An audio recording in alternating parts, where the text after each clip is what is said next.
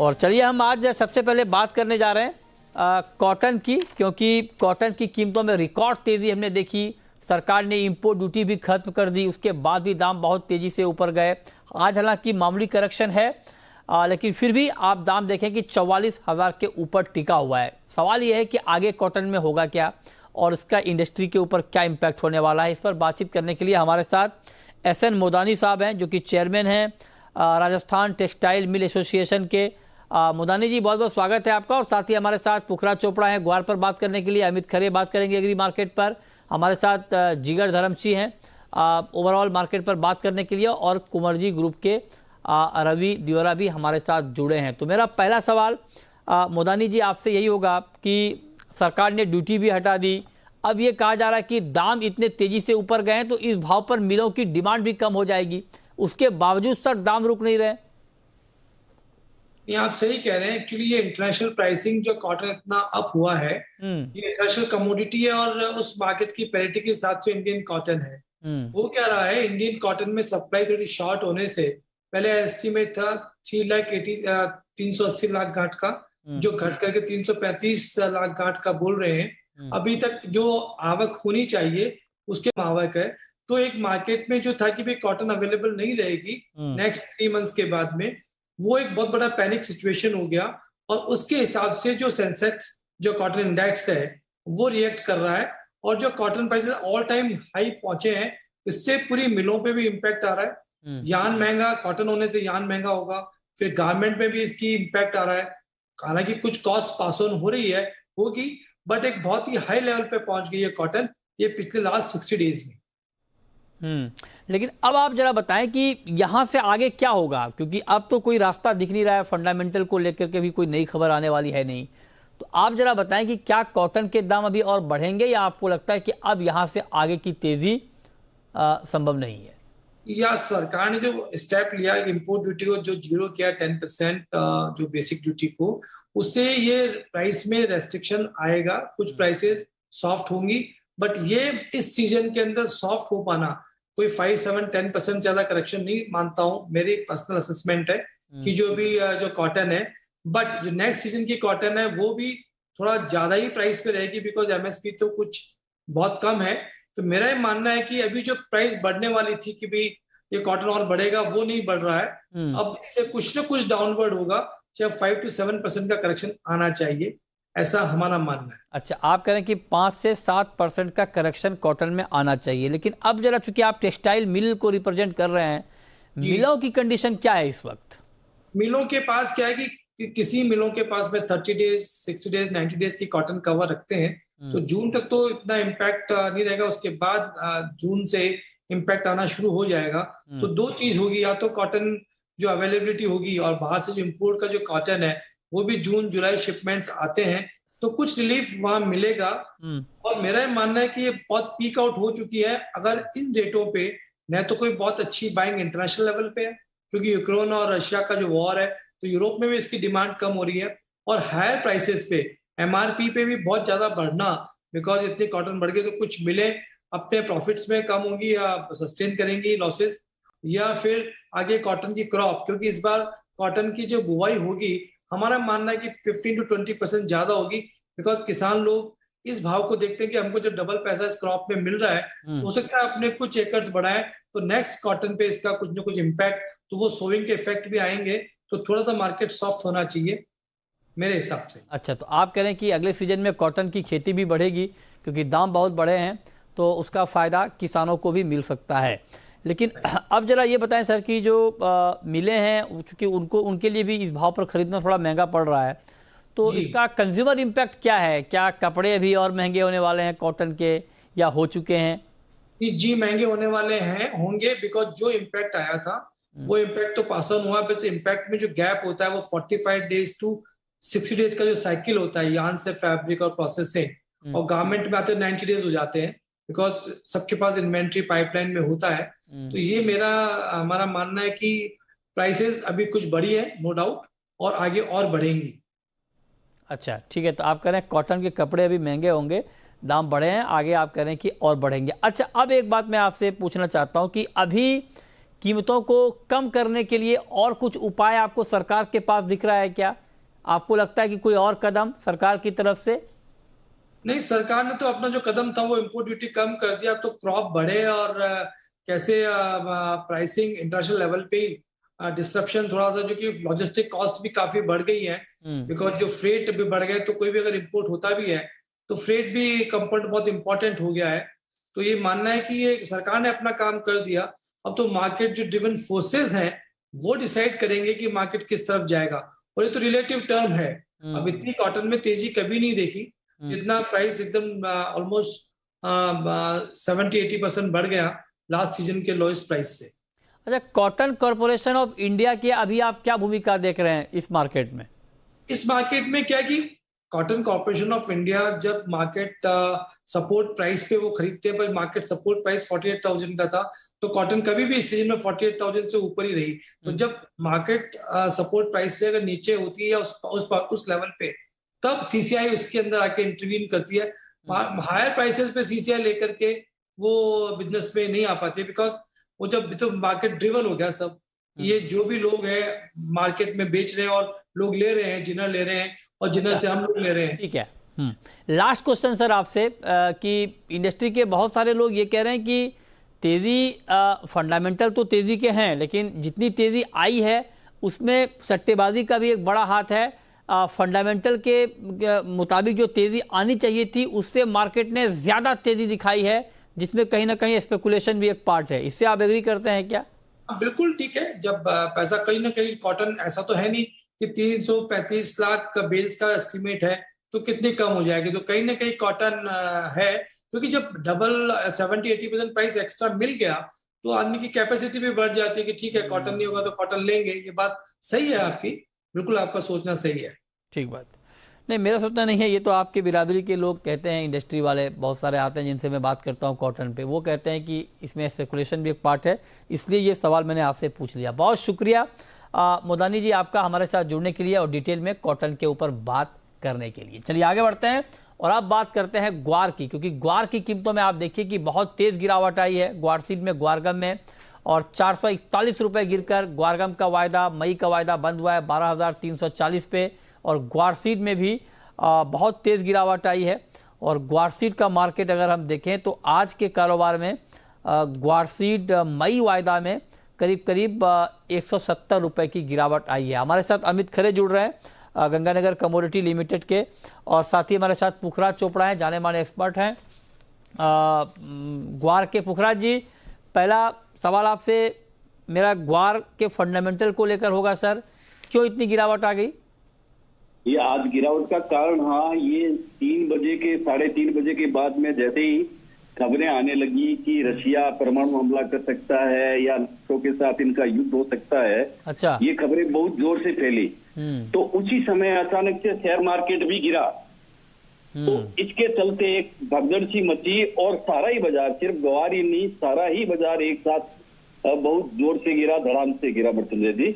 इसका मुख्य कारण आज ये युद्ध की बातें, खबरें या अफवाहें, कुछ भी समझ ले आप, उसी की वजह से ये हुआ।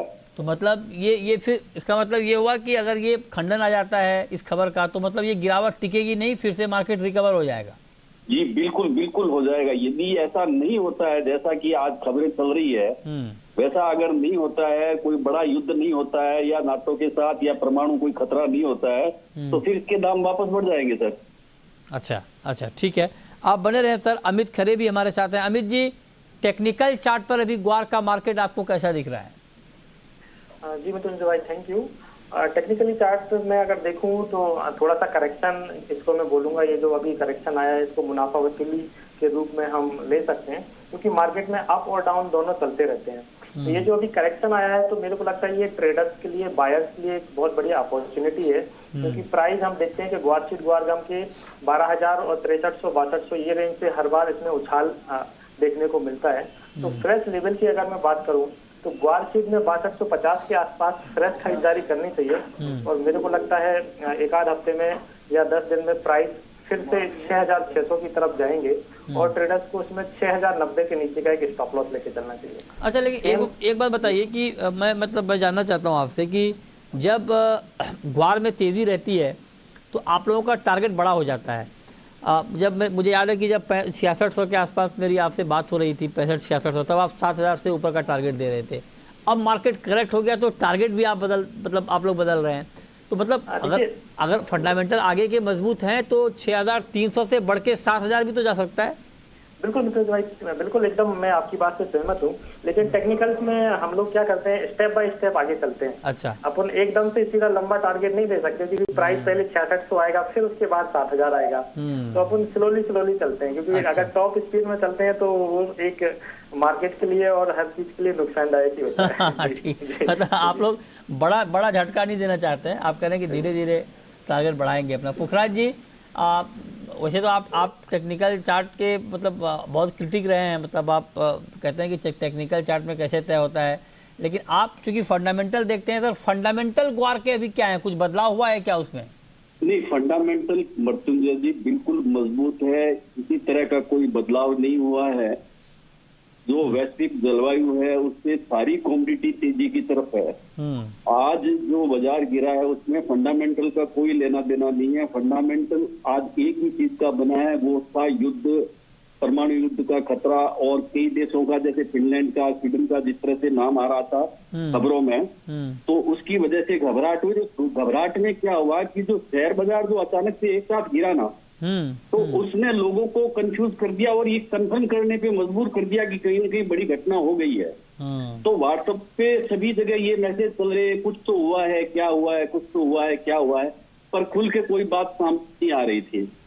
अभी जैसे आपने वो टेक्निकल पे सवाल पूछा था, मैं जवाब सुन रहा था।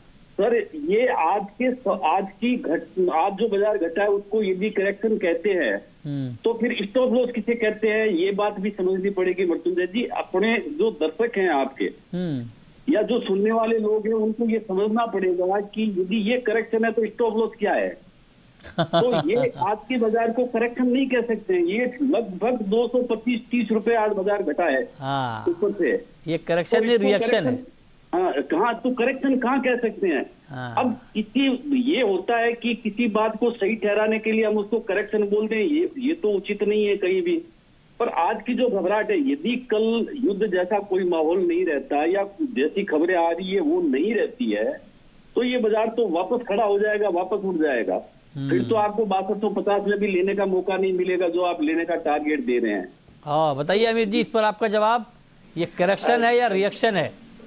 जी देखिए, मैं काकुसा की बात से बिल्कुल सहमत हूँ, मैं मना नहीं करूंगा, लेकिन आप देखिए मार्केट में अप और डाउन दोनों चलते हैं। मेरे सामने अभी ग्वासीट का ही चार्ट लगा हुआ है। अभी मैं देख रहा हूँ कि अभी 7-8 दिन पहले जैसे 1 अप्रैल को भी अच्छी तेजी आई थी और भाव लगभग 6700 रुपए तक गए थे। ठीक बात। उसके अगले दिन उसने नया हाई बनाया 6725 का, और उसी दिन उसने 6436 का एक लो बनाया। और ये कहानी आज तीसरी बार हुई है। तो एक्शन और रिएक्शन, मतलब तेजी और मंदी, ये दोनों व्यापार के एक पार्ट है। हाँ, वो तो ठीक बात है, अच्छा, एक बात पुखराज जी, आज आपके ही बिरादरी के किसी से मेरी बात हो रही थी, ऑन एयर ही हमने पूछा था उनसे, उनका कहना है कि ग्वार के फंडामेंटल बड़े कमजोर हो गए हैं। अब वो कह रहे थे कि डिमांड नहीं है, प्राइस अब यहाँ से बढ़ना नहीं है, मतलब उससे आप सहमत हैं क्या? मृत्युंजय जी, प्राइस बढ़े या नहीं बढ़े, मैं एकदम क्लियर कर देता हूँ कि फंडामेंटल मजबूत क्यों है। पहली बात, जो ग्वार की अगली बिजाई होनी है उस एरिया को नरमा और कपास कवर करेगा, क्योंकि अभी कपास बिक गई है 12,000 रुपए। ठीक बात है। तो ऐसे में किसानों का पूरा रुझान है, और अभी उस एरिया के अंदर जहाँ ग्वार की बुआई होती है, लगातार इसकी कपास की और नरमा की बुआई होती है। जिस तरह से पिछली बार बुआई घटी थी, इस बार उससे ज्यादा बाजार घटेगा। तो एक तो फंडामेंटल ये मजबूत हुआ।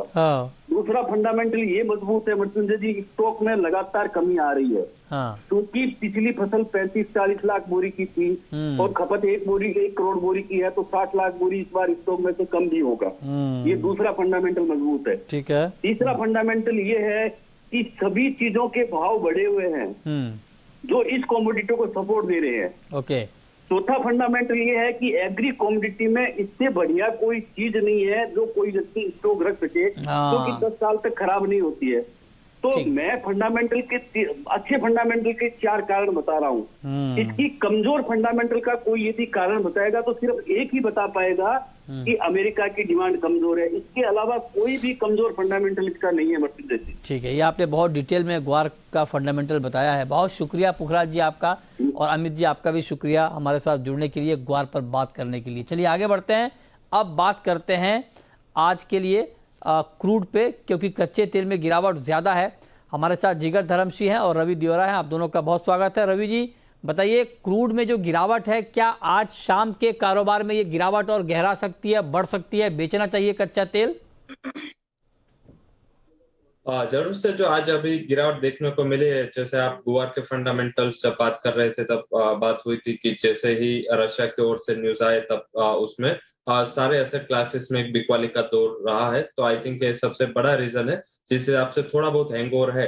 हालांकि यही न्यूज इसको आगे जाके सपोर्ट भी कर सकते हैं अगर ये जो वॉर है, जैसे रशियन फॉरेन मिनिस्टर ने बताया कि वो सेकंड फेज में जा रहे हैं, तो आई थिंक अगर ये गहराता है तो ये जो अभी यूरोजोन सोच रहा है कि शायद वो सैंक्शन डाले, तो वो सोचना उसका एक्शन में परिवर्तित हो सकता है। तो मुझे लग रहा है कि प्राइसेस में ज्यादा गिरावट शायद इंट्राडे में थोड़ा बहुत वॉल्टालिटी रहे, बट जब तक प्राइसेस 8000 के नीचे सस्टेन नहीं होते, मुझे लग रहा है कि fundamental as well as technical दोनों साइड से वहां पे सपोर्ट है। सेकंड, जो अभी मुझे लग रहा है कि रेंज बाउंड विदाउट कोई बड़े न्यूज, एक रेंज बाउंड एक्टिविटीज वहां रह सकते हैं। नीचे मेरा एक्सपेक्टेशन से 8000, अपर साइड 8300, एक कैप में थोड़े प्राइसेस वॉल्टाइल हो सकते हैं, बट इवनिंग में कुछ भी गिरावट आए और आपको 8100 8070 के बिटवीन प्राइसेस मिले तो एक बार खरीद का मौका लेना चाहिए। 8000 का स्टॉप लॉस लगाए। मेरे हिसाब से अपर साइड 8300 तक के लेवल्स आपको देखने को मिल सकते हैं। सेकंड की ये एक न्यूज ड्यू है, वो है चाइना का एक स्टिमुलस पैकेज। अभी चाइना स्टिमुलस पैकेज देने वाला था, बट अभी चाइना ने आरआरआर कट करके एक स्टिमुलेट किया है इकोनॉमी को। मुझे लग रहा है कि आगे जाके जैसे ये लिक्विडिटी मार्केट में आएगी, ट्रिपल आर कट की as well as China additional stimulus की भी बात कर रहा है, और पार्शियली वो इंडस्ट्रियल एरिया में उन्होंने अनलॉकडाउन की प्रोसेस चालू कर दिए। तो ये सारे फंडामेंटल्स है, शायद आगे जाके डिमांड को सपोर्ट करेंगे। ये फंडामेंटल क्रूड क्या आपने बताया कि क्या इम्पैक्ट आगे होगा कच्चे तेल के ऊपर। लेकिन गोल्ड का मार्केट बहुत तेजी से ऊपर गया, उसके बाद थोड़ा नीचे आया, आज फिर मार्केट एक बार ऊपर की तरफ जाना शुरू कर चुका है। 99 रुपीज की तेजी है एमसीएक्स पर गोल्ड में इस वक्त 53,371। आप जरा बताएं जिगर कि बहुत सारे लोग कह रहे हैं कि गोल्ड की इस बार की तेजी टिकाऊ है, आप एग्री करते हैं? आपको लगता है कि ट्रेडिंग के लिए भी और पोजिशनल ट्रेड के लिहाज से भी गोल्ड का प्राइस ठीक है, अभी लेना चाहिए गोल्ड? Good evening. सी मुझे लगता है कि पोजिशनल ट्रेडर्स के लिए ज्यादा फेवरेबल रहेगा गोल्ड का मोमेंटम जो प्ले आउट करना है उसके लिए। इंट्राडे ट्रेडर्स के लिए या शॉर्ट टर्म ट्रेडर्स के लिए मैं सजेस्ट करूंगा, मुझे लगता है कि शॉर्ट टर्म कहीं ना कहीं ये प्राइसेस थोड़े पीक आउट हुए हैं। उसका रीजन मैं ये देख रहा हूँ कि आने वाले कुछ दिनों बाद जो फेड की मीटिंग है, जो इंटरेस्ट रेट्स हाइक की जो बातें चल रही है, 50 बेसिस पॉइंट्स हाइक हो सकता है, डॉलर इंडेक्स हायर लेवल पे है, US treasury rates higher level पे है, तो ये सारे फैक्टर्स कहीं ना कहीं गोल्ड के लिए अपसाइड लिमिट कर रहे हैं। दूसरी तरफ नो डाउट जियोपॉलिटिकल टेंशंस की अनसर्टनिटी जरूर से है, तो वो कहीं ना कहीं लोअर एंड पे गोल्ड को सपोर्ट कर रहा है। बट जो फेड हाइक्स की जो आने वाली मीटिंग है फेड रेट हाइक्स को लेकर, उससे मुझे लगता है कि गोल्ड में थोड़ा दबाव मिलेगा। ठीक है, तो जो पोजिशनल ट्रेडर है उनके लिए मौका जरूर मिलेगा। ओके, इसलिए स्तरों पे आने का वेट करे और फिर पोजिशनली बाय करे। ट्रेडर्स के लिए इंट्राडे के लिए सेलिंग करना सही रहेगा। ठीक है, तो ये दोनों राय अलग अलग। ट्रेडर जो इंट्राडे में ट्रेड करते हैं उनके लिए बिकवाली की राय, और पोजिशनल ट्रेड के लिए अलग राय यहाँ पर दी गई है गोल्ड पर।